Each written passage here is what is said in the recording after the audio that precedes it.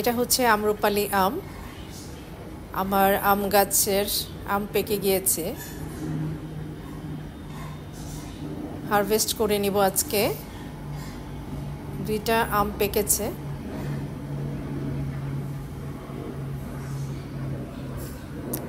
খুবই সুন্দর একটা স্মেল বের হয়েছে পাকা আমের, মাশাআল্লাহ। আমি আমটা হারভেস্ট করে নিচ্ছি।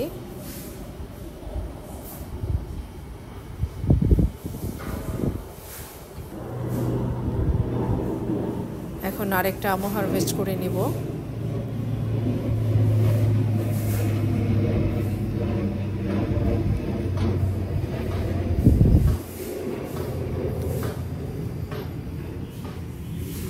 এই 2টা আম হারভেস্ট করে নিলাম। নিজের গাছের ফল হারভেস্ট করার যে কি আনন্দ, সেটা আসলে বলে বোঝানো যাবে না।